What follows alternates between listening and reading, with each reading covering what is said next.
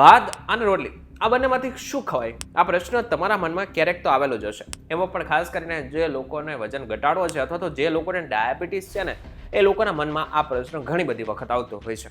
તો મૂંઝાની બિલકુલ જરૂર નથી. આજનો આ ખાસ વિડીયો તમારા માટે છે. સાયન્ટિફિક રીતે અને રિસર્ચ સાથે હું આજે તમને બતાવીશ કે બંનેમાંથી એકચ્યુઅલમાં શું ખવાય.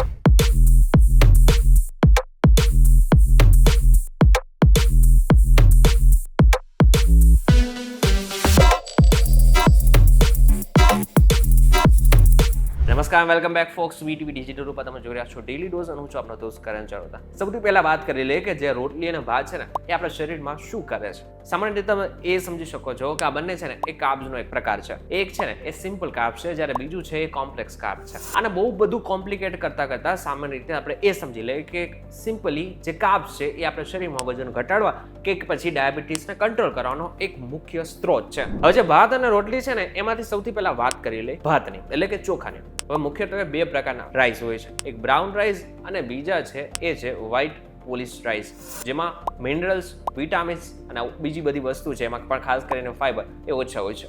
જ્યારે જે બ્રાઉન રાઈસ છે એમાં આનું પ્રમાણ થોડું ઘણું વધારે હોય છે. બ્રિટિશ મેડિકલ જર્નલમાં એક રિસર્ચ થયું હતું જેમાં વ્હાઇટ રાઈસનું નિયમિત સેવન એ ટાઈપ 2 ડાયાબિટીસનું જોખમ વધારે છે, ખાસ કરીને એશિયન લોકોમાં. કારણ કે વ્હાઇટ રાઈસમાં ગ્લાયસેમિક ઇન્ડેક્સ એટલે કે GI હોય છે ને એ ઘણું ઊંચું હોય છે, અને આ GI જેટલું વધુ એટલું જ સમજવાનું કે ડાયાબિટીસનું જે જોખમ છે એ સૌથી વધારે. વ્હાઇટ રાઈસમાં 73 એટલે કે 73 GI હોય છે, એટલે કે ખોરાકમાં બ્લડ શુગરનું સ્તર કેટલી ઝડપથી વધારે છે. GI 55 થી ઓછું હોય તો ડાયાબિટીસ માટે સારું, 56 થી 69 હોય તો મધ્યમ અને 70 થી વધુ હોય તો ખતરનાક. વ્હાઇટ રાઈસમાં 77 સુધીનું જે GI હોય છે ને એ હોય છે, જેને કારણે ટાઈપ 2 ડાયાબિટીસનું જોખમ સૌથી વધારે એમાં માનવામાં આવે છે. હવે એકચ્યુઅલમાં વાત કરી લઈએ બ્રાઉન રાઈસની. બ્રાઉન રાઈસનું GI લગભગ 68 હોય છે, એટલે કે વ્હાઇટ રાઈસ કરતાં થોડું બેસ્ટ. ફાઈબરના કારણે ધીમે ધીમે પચે છે, જેનાથી બ્લડ શુગર સ્થિર રહે છે. પરંતુ આપણે ગુજરાતીઓ છે, આપણી થાળીમાં વ્હાઇટ રાઈસ હોય છે, બ્રાઉન રાઈસ નહીં. જો કે બ્રાઉન રાઈસ ખાવાની ડોક્ટર પણ સલાહ આપતા હોય છે. હવે વાત કરીએ રોટલીની.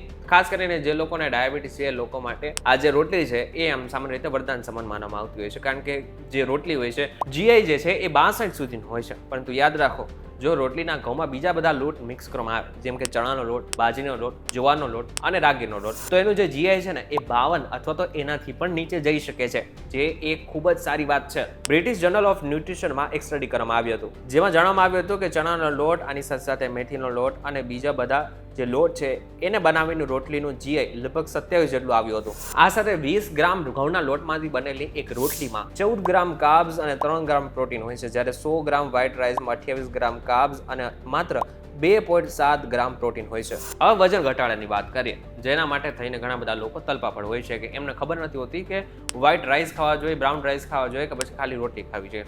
તો આનો સીધો જવાબ હું તમને કહું ને તો રોટલી પણ છે અને ભાત પણ છે.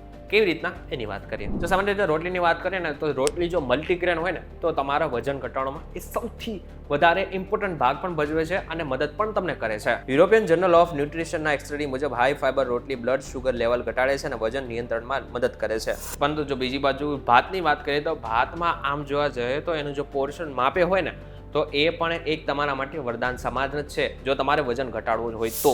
100 ગ્રામ ભાતમાં 130 કેલરી, 28 ગ્રામ કાર્બોહાઈડ્રેટ્સ, 2.7 ગ્રામ પ્રોટીન અને 0.3 ગ્રામ ફેટ હોય છે. એટલે આમ જોવા જઈએ તો રોટલીમાં જે ફેટનું પ્રમાણ હોય છે એ થોડું વધારે હોય છે, જ્યારે ચોખામાં એટલે કે ભાતમાં એનું પ્રમાણ થોડું ઓછું હોય છે. હવે જ્યારે વાત કરવામાં આવતી હોય છે વજન ઘટાડવામાં, તો સૌથી મહત્વનો ભાગ ભજવતું હોય છે એ છે ફેટ. જેટલું ફેટ તમે વધારે ઘટાડી શકો એટલો તમને ફાયદો ધીરે ધીરે બતાવવામાં આવતો હોય છે. અને આ બધાની વચ્ચે તમે હજુ પણ કન્ફ્યુઝ છો કે એકચ્યુઅલમાં શું ખાવું જોઈએ, રોટલી ખાવી જોઈએ કે પછી ભાત ખાવા જોઈએ, તો આનો સિમ્પલ જવાબ એ છે કે તમારે પોર્શન જોઈને નક્કી કરવું જોઈએ. આ બધામાં તમારું જે પોર્શન છે એટલે કે તમે કેટલું ખાવ છો ને એના ઉપર આધાર રાખે છે.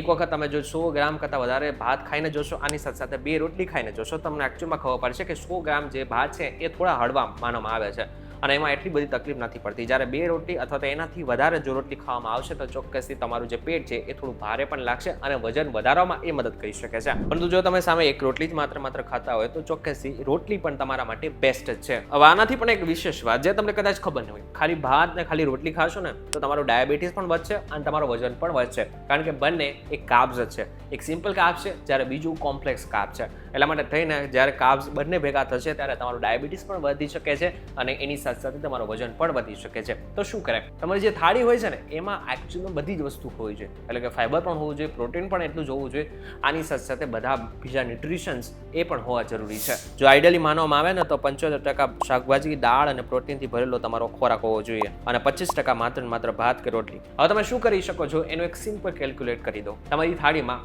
એક રોટલી, આની સાથે સાથે 1 કટોરી ભાત, 1 કટોરી દાળ, 1 કટોરી સબ્જી અને આની સાથે સાથે જો તમે વેજીટેરિયન હોય તો તમારા થાળીમાં પનીર હોવું પણ જરૂરી છે. ઇન શોર્ટ જો જોવા જાય ને, જો તમારે રોટલી ખાવી ને તો મલ્ટીગ્રેન રોટલી ખાવી જરૂરી છે, એટલે કે બીજા બધા જેટલા પણ લોટ છે ને એને મિક્સ કરીને રોટલી ખાવી જોઈએ. જો ભાત ખાવા છે તો એ પણ તમારે બ્રાઉન રાઈસ પ્રિફર કરવું જોઈએ, અથવા તો જે રાઈસનું પોર્શન છે ને એ ઓછું કરવું જોઈએ. પરંતુ મુખ્ય વાત એટલી છે કે તમે કેટલું ખાવ છો એના ઉપર આ બધી જ વસ્તુ નિર્ભર કરે છે.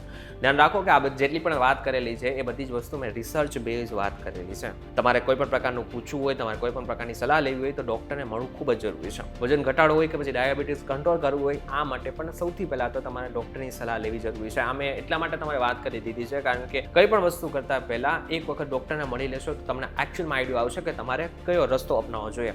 વિડીયો પસંદ આવે તો વિડીયો લાઈક અને શેર જરૂરથી કરજો તથા આવા જ ઇન્ફોર્મેટિવ વિડીયોઝ માટે વીટીવી ડિજિટલ સાથે જોડાયેલા રહેજો.